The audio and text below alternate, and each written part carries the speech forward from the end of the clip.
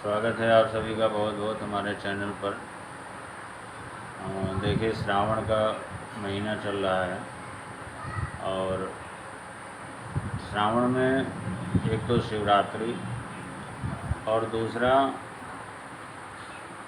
शिवरात्रि के अलावा भी कई ऐसे महत्वपूर्ण पर्व पड़ते हैं, जैसे हरियाली तीज है, नागपंचमी है, रक्षाबंधन है, महाशिवरात्रि है। और श्रावण का महीना ही एक प्रकार से भगवान शिव की उपासना का महीना होता है। अधिक से अधिक जो है भगवान शिव की उपासना आराधना की जाती है। श्रावण के सोमवार का भी महत्व होता है, श्रावण के मंगलवार का भी महत्व होता है। तो एक प्रकार से अगर देखा जाए तो श्रावण का महीना, तो आज हम जो बात कर रहे हैं इस वीडियो में, जिस विषय में हम चर्चा करेंगे, नागपंचमी के विषय पर। श्रावण शुक्ल पक्ष की जो पंचमी तिथि होती है उसको नागपंचमी कहा जाता है। तो नागपंचमी के पीछे क्या तथ्य है और इसके पीछे क्या मान्यताएं हैं और इस दिन क्या करना चाहिए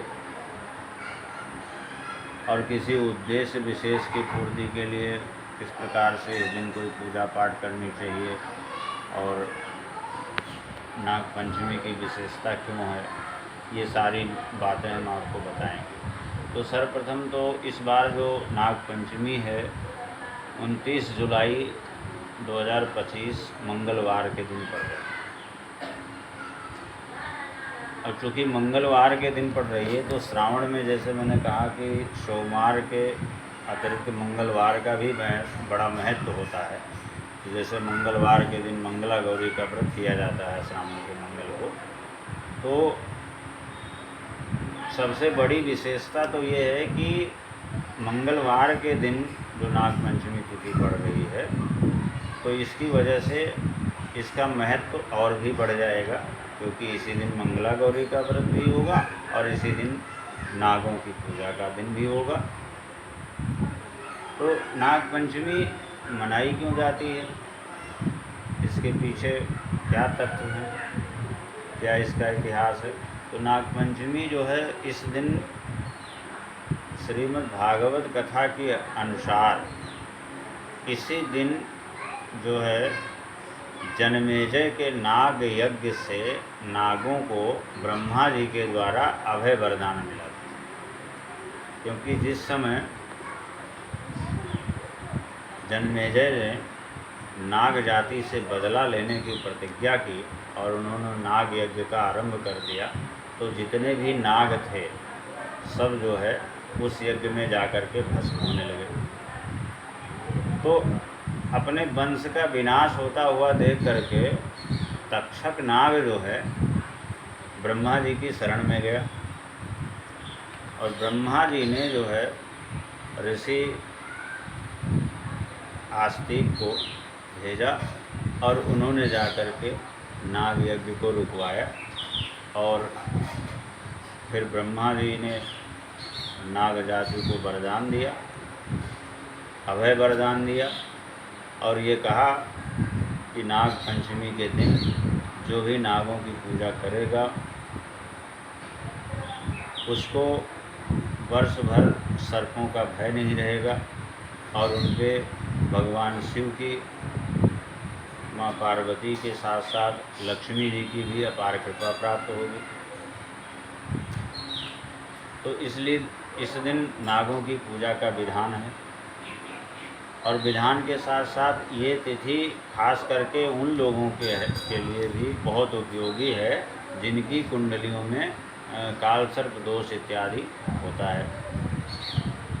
उनके लिए ये तिथि बिल्कुल वरदान स्वरूप है। इस दिन अगर वो लोग नाग की पूजा करें या किसी धातु का, चांदी, तांबा, पीतल, स्वर्ण आदि का नाग बनवा करके और उसकी प्रतिष्ठा करके पूजा करके किसी ब्राह्मण को दान दें, तो ऐसा करने से कुंडली में बड़े बड़े काल सर्प योग जो होते हैं वो समाप्त हो जाते हैं।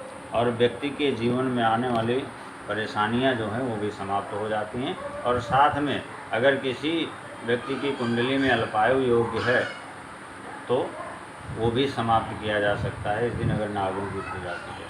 और नागों की पूजा के साथ साथ इस दिन भगवान शंकर और माता पार्वती की भी पूजा करने का विधान है। अगर उनकी भी पूजा की जाए तो नाग देवता जो है भगवान शिव की पूजा करने से भी बहुत प्रसन्न होते हैं, क्योंकि नाग जो है भगवान शिव के आभूषण हैं।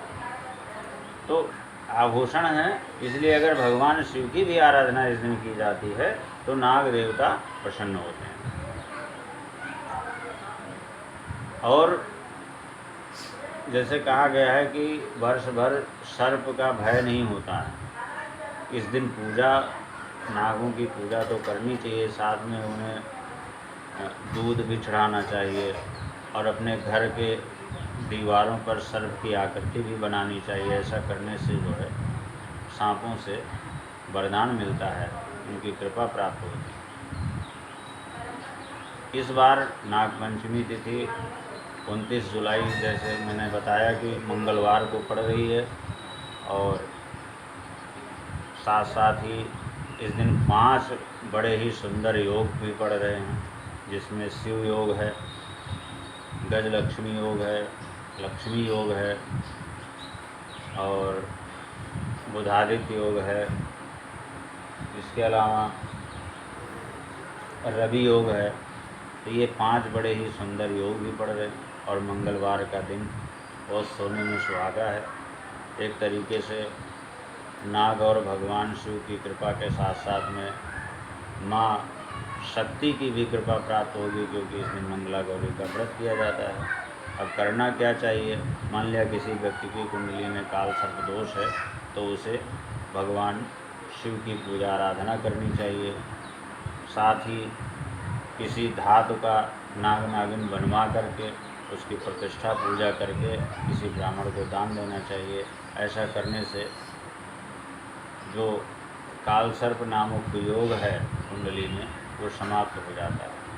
और जो भी व्यक्ति के जीवन में, उसके उत्थान में या उसकी उन्नति तरक्की में जो अवरोध उत्पन्न होता है वो भी समाप्त हो जाता है। वर्ष भर में नागपंचमी एक बार आती है, तो अन्य दिनों की अपेक्षा अगर इस दिन थोड़ा भी कुछ किया जाए तो उसका फल अधिक मिलता है। इस बार जो नागपंचमी पर पूजा करने का शुभ समय है लगभग प्रातः 5:30 बजे से लेकर के और 8:20 के मध्य का अच्छा समय है। इस दौरान अगर कर सकें तो इसी दौरान पूजा करें। और व्रत अगर संभव हो तो व्रत भी रहा जा सकता है, ना संभव हो तो एकाहारी रह करके भी पूजा की जा सकती है। और इसके अलावा इस दिन जो वर्जित है, जो चीज़ें वर्जित हैं उनका भी विशेष करके ध्यान रखना चाहिए। इस दिन मिट्टी की खुदाई वगैरह नहीं करनी चाहिए, क्योंकि ऐसा करने से जो है दोष लगता है। ऐसा करने से जो है प्रायश्चित होता है, तो मिट्टी की खुदाई आदि नहीं करनी चाहिए। नागों के बारे में तो बहुत ही हमारे कई पुराणों में विस्तार से वर्णन किया गया है। श्रीमद् भागवत में वर्णन किया गया, भविष्य पुराण में वर्णन किया गया है। तो नाग भी हमारे पृथ्वी पर कभी नागों का राज्य होता था, नागों ने भी राज्य किया है। और नाग हमारे लिए देवता स्वरूप हैं, पूज्य हैं। तो किसी न किसी प्रकार से उनकी उपासना आराधना, खास करके उस व्यक्ति को जो काल सर्प दोष से पीड़ित है, और नहीं भी जो पीड़ित है, पितृदोष से भी जो पीड़ित है, उसके लिए भी ये दिन बहुत अच्छा होता है। तो इस दिन कुछ न कुछ जितना भी संभव हो यथाशक्ति नाग की या भगवान शिव की पूजा आराधना अवश्य करें। बहुत बहुत धन्यवाद।